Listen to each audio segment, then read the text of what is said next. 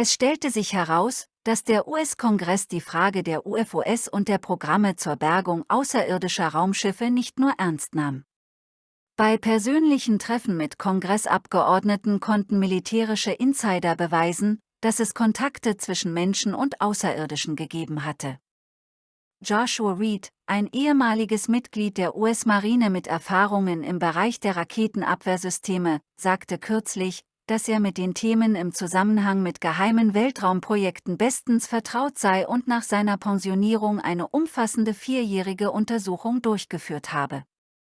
Er war auch in der Lage, mehr Daten darüber zu liefern, was im Kongress wirklich vor sich ging, bevor der ganze Rummel begann. Er sagte, dass der ehemalige Generalinspekteur der Geheimdienste, E. Charles McCullough III, der sich mit Programmen mit besonderem Zugang gut auskannte, eine entscheidende Rolle beim Beginn der Enthüllungen spielte. Er begann, nicht nur einen hochrangigen Insider, den Geheimdienstoffizier David Pearce, zu vertreten, sondern auch, noch stillschweigend, mehrere Informanten, von denen 2 über Wissen aus erster Hand und physische Beweise verfügten. Zuvor sagten sie vor Kongressabgeordneten aus, insbesondere vor Andre Carson. Erst als diese Informanten Videobeweise für die Kommunikation zwischen Mitgliedern des Geheimdienstes und Außerirdischen vorlegten, nahmen die Kongressabgeordneten ihre Behauptungen ernst. Erzählte Joshua Reed, Andre Carson ist der Kongressabgeordnete, vor dem sie zusammen mit mehreren anderen ausgesagt haben. Der Kongressabgeordnete nahm diese Leute nicht ernst, aber schließlich holten sie die Beweise heraus, eine DVD, und zeigten diesen Kongressabgeordneten Videobeweise von Mitgliedern des Geheimdienstes, die mit Außerirdischen kommunizieren. Nachdem diese Videos den Abgeordneten gezeigt worden waren, begannen sie vor Angst zu zittern. Einer von ihnen hielt ein Stück Papier in der Hand und konnte nicht aufhören zu zittern. Ein anderer trank ausgiebig Wasser, und da begannen sie, die Sache sehr, sehr ernst zu nehmen und beschlossen, diese Herren dem ehemaligen Generalinspektor der Geheimdienste, MC Callot, vorzustellen. Er tritt also als jemand auf den Plan, der diese SAP-Programme versteht, früher mit diesen Programmen vertraut war und nun diese Herren vertritt. Joshua Reed erklärte, dass das Beweismaterial in Form von DVDs und anderem Material von den Insidern als Versicherungspolice betrachtet wurde, es war in sicheren Händen und es gab Beweise für die Echtheit des Materials. Offenbar war einer derjenigen, die eines dieser Videos gesehen haben, Steve Sprague, ein UFO-Forscher, der das UAP-Phänomen seit 30 Jahren untersucht.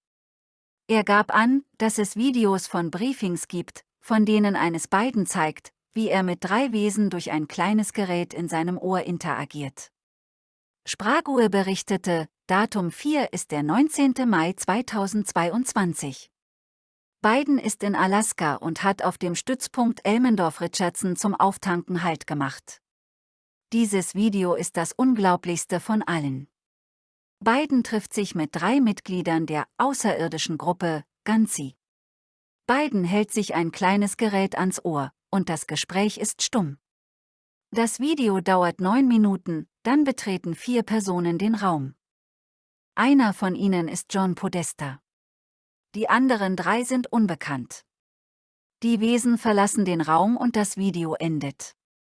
In diesem Zusammenhang sei auch an die Aussage des ehemaligen Leiters des israelischen Raumfahrtprogramms, Haim Eshed, erinnert, der wörtlich sagte, dass Außerirdische und die US-Regierung eine Art Vereinbarung getroffen hätten, um über ihre Experimente auf der Erde und geheime Einrichtungen auf dem Mars zu schweigen.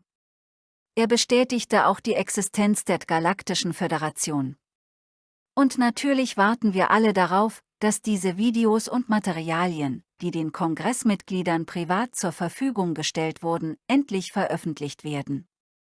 Corey Goode, ehemaliges Mitglied geheimer Raumfahrtprogramme, wurde für alle möglichen Aufgaben ausgebildet und eingesetzt, als er auf einem Forschungsraumschiff diente. Neben seinen Aufgaben als intuitiver Empath wartete er auch Energiesysteme.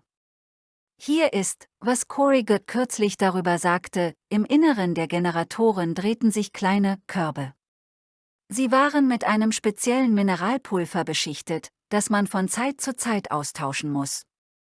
Man nimmt den Korb ab, wäscht ihn in einem Bad mit Chemikalien und legt ihn dann in ein anderes Bad, in dem die verbrannten Pulverreste entfernt werden, sie brechen ab und fallen herunter.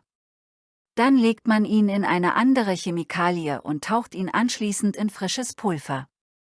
Dann kommt der Korb in einen speziellen Ofen. Es ist kein heißer Ofen, wie wir es gewohnt sind, es ist eine Art Ofen, in dem die Partikel beschossen werden. Dort härtet das ganze Pulver aus und am Ende der Prozedur stellt man den Korb in einen riesigen Zylinder, in dem 5 bis 6 solcher Körbe stehen, schließt den Zylinder und die Körbe darin beginnen sich zu drehen. Dieses Mineral ist elektromagnetisch, seine positiven und negativen Felder kommen miteinander in Kontakt und es entsteht ein Energieschub. Die Rotation der Körbe erzeugt eine enorme Energiemenge, die in riesige Kondensatorbänke eingespeist wird, wo sie gespeichert wird und zum Beispiel in einem Schiffswaffensystem zur Erzeugung von Energiestrahlen genutzt werden kann. Dritter Leiter von UFO-Forschungsprogrammen bestätigt, dass die USA ein Schiff zur Untersuchung erhalten haben. James Lakaki, ein Raketenwissenschaftler und Geheimdienstoffizier, der zuvor ein Programm der US-Regierung, AFSEP, leitete, das unidentifizierte anomale Phänomene untersucht, bestätigte, dass er bei einem Treffen im Kapitol mit einem US-Senator und dem stellvertretenden Verteidigungsminister im Jahr 2011 erzählte, dass die Vereinigten Staaten ein Schiff unbekannter Herkunft besaßen und sich erfolgreich Zugang zu dessen Inneren verschafft hatten. Er erzählte Folgendes: Dieses Schiff hatte eine stromlinienförmige Konfiguration, die für den aerodynamischen Flug geeignet war, aber keine Lufteinlässe, Auspuffrohre, Tragflächen oder Steuerflächen hatte. Tatsächlich scheint es keinen Motor, keine Treibstofftanks und keinen Treibstoff gehabt zu haben. Interessant ist, dass der Geheimdienst die Veröffentlichung dieser Informationen erlaubt hat, er selbst aber nicht für eine Veröffentlichung ist. Wenn Sie mich fragen, ob ich für eine Veröffentlichung bin, lautet die Antwort nein, sagte er und fügte hinzu, dass für ihn die nationale Sicherheit an erster Stelle steht. Im Kongress wird derzeit viel darüber diskutiert, dass Unternehmen wie Lockheed Martin außerirdische Raumschiffe erhalten haben, um sie zu untersuchen und Technologien zu entwickeln.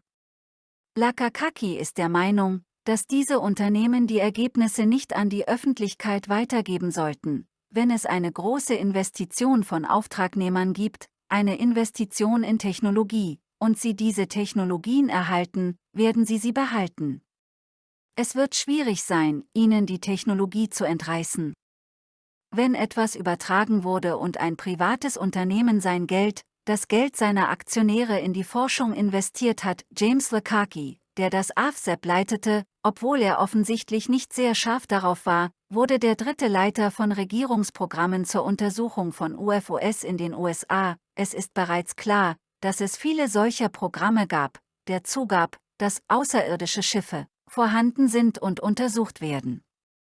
Und soeben wurde bekannt, dass die Generalinspektoren des Verteidigungsministeriums, die beurteilen, was freigegeben werden kann, und der Geheimdienste ein privates Treffen mit einer Gruppe von Kongressabgeordneten anberaumt haben, um über das geheime UFO-Material zu sprechen, das von Whistleblowern wie David Grush enthüllt wurde. Was sie erfahren werden und was sie davon preisgeben können, werden wir sehen. Der langsame, aber stetige Prozess der UFO-Enthüllung ist in vollem Gange. Einiges von dem, was uns in den Awakening-Filmen erzählt wurde, beginnt sich bereits auf hohem Niveau zu bestätigen. Wenn das Thema des Studiums und der Restaurierung von außerirdischen Schiffen aufgedeckt wird, wird der Faden natürlich zum Thema der geheimen Raumfahrtprogramme führen, denn es ist klar, dass 70 Jahre lang Schiffe aus einem bestimmten Grund untersucht und restauriert wurden. Und wenn es TCPS gibt und die Schiffe im ganzen Weltraum herumfliegen, bestätigt dies definitiv die bestehenden Kontakte mit Außerirdischen, und dies wiederum Austausch und Handel, Beschaffung von Technologien wie Portaltechnologie, Replikation, Betten.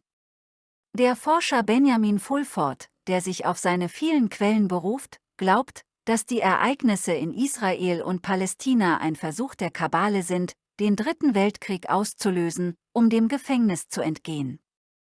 Wie gescheiterte Bankräuber nimmt die Hazara-Mafia, Kabal, Geiseln in einem verzweifelten Versuch, der Verhaftung und der Justiz zu entgehen. Das ist zum Scheitern verurteilt. Um jedoch zu verstehen, was wirklich vor sich geht, müssen wir das Gesamtbild betrachten, denn was hier geschieht, ist wirklich biblisch. Es ist das Ende des jahrtausendelangen Versuchs einer satanischen Sekte, die Menschheit zu versklaven. Der Freimaurer Albert Pike schrieb dies vor dem Ersten Weltkrieg: Der Dritte Weltkrieg muss angezettelt werden, indem man die Differenzen zwischen den politischen Zionisten und den Führern der islamischen Welt ausnutzt. Der Krieg muss so geführt werden, dass der Islam, die muslimisch-arabische Welt und der politische Zionismus, der Staat Israel, sich gegenseitig vernichten. Wir müssen einen gewaltigen sozialen Kataklysmus auslösen, und die vom Christentum desillusionierten Massen werden das wahre Licht durch die universelle Manifestation der reinen Lehren Luzifers empfangen. Fulford glaubt, dass die Kabbale bereit ist, viele Jahrhunderte zu verbringen, um die Gesellschaft zu übernehmen, und dass alle jüngsten Verbrechen, die mit und verbunden sind, mehr als ein Jahrhundert im Voraus geplant wurden. Es begann alles mit der Übernahme der Vereine durch die Rockefellers im 19. Jahrhundert. Die Ereignisse im Gazastreifen, die Massaker durch, der Zusammenbruch der sozialen Ordnung in den USA und so weiter. Dieser Plan, so Fulford, scheitert jetzt, weil die Menschen aufwachen. Sie wissen, dass es keine amerikanische Regierung oder irgendeine andere westliche Regierung gibt. Es gibt nur die Kabbale und die von ihr kontrollierten Weltregierungen. Eine Umfrage der Jerusalem Post zeigt, dass 86% der Israelis der Regierung die Schuld geben. Jetzt weiß jeder, dass Ägypten die Israelis 3 Tage zuvor gewarnt hat und dass Netanyahu dem israelischen Militär befohlen hat, während der Invasion 7 Stunden lang nichts zu tun. Fulford. Das israelische Militär weiß, dass diese Versuche, einen Krieg mit Israels Nachbarn zu provozieren, selbstmörderisch wären. Im Falle eines Krieges im Nahen Osten würde Israel in große Schwierigkeiten geraten. Seinen 170.000 aktiven Soldaten stehen rund 1,6 Millionen Soldaten aus dem Gazastreifen, dem Westjordanland, dem Libanon, Syrien, Ägypten und dem Iran gegenüber. Aber selbst die Hisbollah, der engste Verbündete der Hamas, hat keinen Versuch unternommen, eine zweite Front zu eröffnen. Fulfords Quellen berichten, dass dies zur Niederlage der Kabbale führen wird. Hochrangige Geheimdienstler haben eine Vereinbarung getroffen, den geplanten Dritten Weltkrieg durch gezielte Attentate und Verhaftungen führender Satanisten zu verhindern. Es sind diese geheimen Kontrolleure, deren Namen wir aus Sicherheitsgründen nicht nennen, die zusammen mit ihren Strohleuten wie Bill Gates ins Visier genommen werden. Die Widerstandsbewegung stimmt der letztgenannten Aussage zu und berichtet: Die Kräfte des Lichts tun alles, um den Konflikt im Nahen Osten einzudämmen. Sie haben die Familien des schwarzen Adels, Archons, darüber informiert, dass sie damit beginnen werden, sie von der Oberfläche des Planeten zu entfernen, wenn dieser Konflikt weiter eskaliert. Dies ist der wahre Grund, warum Israel zögert, eine Bodenoffensive im Gazastreifen zu starten. Der Widerstand beteiligt sich zunehmend an Bodenoperationen, deren Hauptpriorität unter anderem darin besteht, Skalar- und gerichtete Energiewaffen zu beseitigen. Die Agenten des Widerstands nutzen die Hamas-Tunnel im Gazastreifen als ideale Tarnung, um an die Oberfläche zu gelangen.